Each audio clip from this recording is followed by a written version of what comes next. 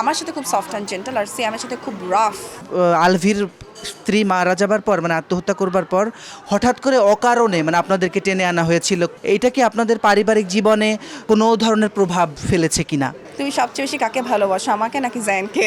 আমি অনেক weight lose করেছি, সো প্রবাবলি এই জন্যই আগের মতো লাগছে, যেটা আমি this is genuine me. I have always been skinny, but আমার হচ্ছে কিছু সিকনেসের কারণে আই গেইনড ওয়েট, বাট মানে এটাই হচ্ছে আমি সারা জীবন আমি এরকমই ছিলাম, এর থেকেও শুকনা ছিলাম। আমি তখনও মোটা হয়ে গিয়েছিলাম, বিকজ আমার তখন মেইন ডিজিজটা যেটা প্রবলেমটা ছিল যেটা তখনই আমার ধরা পড়েছিল। সো তার আগে থেকেই I started to gain weight. প্রসেসটা কি ছিল? ওয়েট লুজ করার আমি জাস্ট আননেসেসারি খাবার বাদ দিয়ে দিয়েছি। আমি কোনো ট্রিটমেন্ট, কোনো এই ওষুধ ওই ওষুধ এসব কোনো কিছুই আমি করিনি। আমি বাসায় আমি নিজে ক্যালকুলেট করেছি 7 দিনের খাবার হিসাব করে, যে কোন খাবার আমার বডিতে স্যুট করে, কোনটাতে আমার ওয়াটার রিটেনশন হচ্ছে, কোনটাতে হচ্ছে না।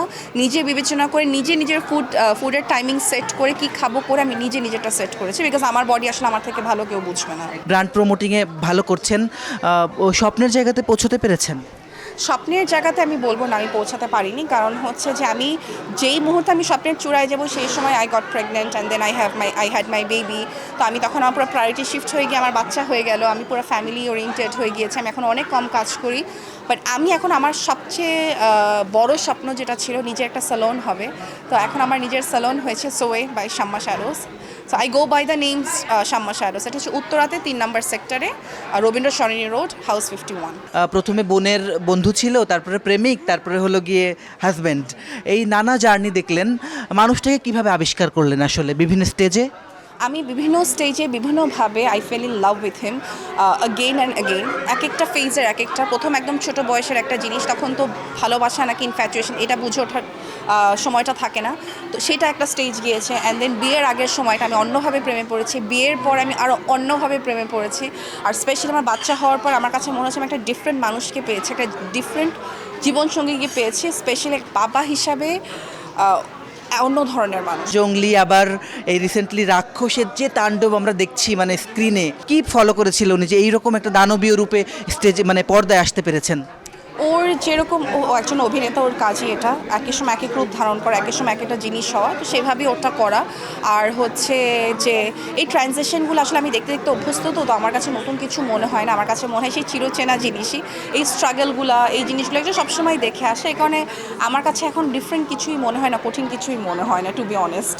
মুভিজ দেখেছে, তারপর হচ্ছে অনেক স্টোরিজ পড়েছে, অনেক ইন্টারভিউসও দেখেছে, অনেক রাউন্ড টেবিল ইন্টারভিউস দেখেছে, তারপর অনেকে থাকে না যে অ্যাক্টিং কোচ থাকে, তাদের ইন্টারভিউস দেখেছে, তাদের বিভিন্ন গাইডলাইন্স দেখেছে, কীভাবে অ্যাডাপ্ট করতে হবে, এইসব জিনিসপত্র প্রচুর দেখেছে। সিয়াম ভাইকে অনেক নায়িকার সাথে আমরা খুব সুন্দর রোমান্টিক দৃশ্য দেখেছি, বিশেষ করে পূজা চেরির সাথে তো জুটি খুবই হিট। আপনার কাছে কাকে ভালো লেগেছে সবচেয়ে? জুটি হিসেবে আমিও বলবো পূজা চেরি। আলভির স্ত্রী মারা যাবার পর মানে আত্মহত্যা করবার পর হঠাৎ করে অকারণে মানে আপনাদেরকে টেনে আনা হয়েছিল, এইটা কি আপনাদের পারিবারিক জীবনে কোনো ধরনের প্রভাব ফেলেছে কিনা? না, আমি যদি আপনাকে নিয়ে একটা ভুল কথা বলি, ওটাকে আপনার জীবনে প্রভাব ফেলবে? আমি যদি বলি আপনি পাশের টেবিল থেকে গিয়ে ব্যাগ চুরি করে নিয়ে আসছেন, আমি আপনাকে যতই বলি আপনার জীবনে প্রভাব পড়বে, কারণ এটা ঘটে নাই। তো স্বাভাবিকভাবে তো যেই জিনিস ঘটে নাই, আর আসলে আপনারা তো সাংবাদিক, আপনার কাছ থেকে এরকম প্রশ্ন পাওয়াটা খুব অদ্ভুত, কারণ এইসব কথা কিন্তু কেঁচো খুঁড়তে গিয়ে সাপ বের কিন্তু সাংবাদিকই নিয়ে আসে।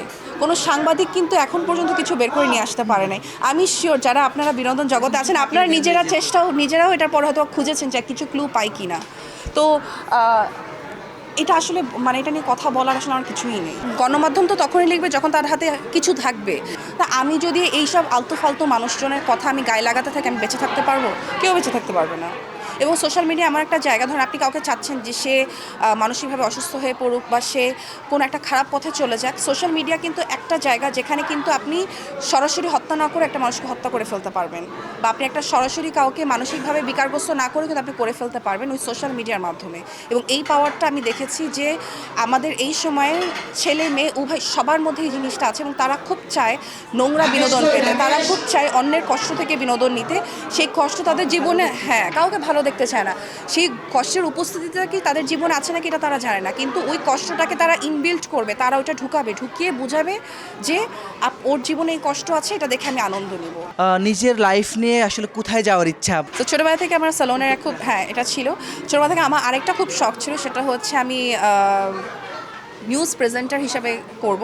সেটা আমার কখনো হয়নি, বাট আমার খুব ছোটোবেলা থেকে, হ্যাঁ আমার ছোটোবেলা থেকে খুব শখ। আমি হচ্ছে মানে আমি একদম মনে আছে, বয়স আর নাই, তো নিউজ প্রেজেন্টার হওয়াটা আমার খুব ইচ্ছা ছিল, বা থাকে না অনেক ইন্টারভিউ নেয় উপস্থাপিকা হওয়ার, এই টাইপের ইচ্ছা আমার ছোটোবেলা থেকে ছিল। আমি পেপার নিয়ে এসে নিউজ পড়তাম, পড়তে ভালো লাগে। আপনি হোস্ট হলে নায়ক সিয়াম আহমেদকে কি প্রশ্ন করতেন?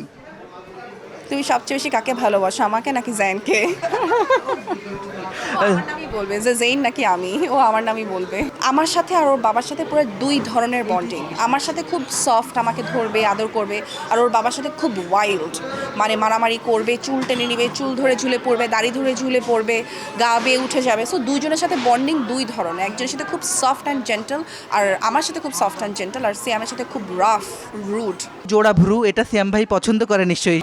ও পছন্দ করে, but that came letter. But আমার আব্বু আমাকে বলেছে, আমি ছোটোবেলায় বলছেন যে আব্বু দেখো, হ্যাঁ এটা এরকম সবার একরকম, আমার আরেক রকম। তখন আব্বু বলছে দেখো সবার নাই তোমার আছে, তুমি ইউনিক, তুমি কখনো এটা উঠাবা না। আমি কখনো এটা আসলে উঠাইনি তার জন্য।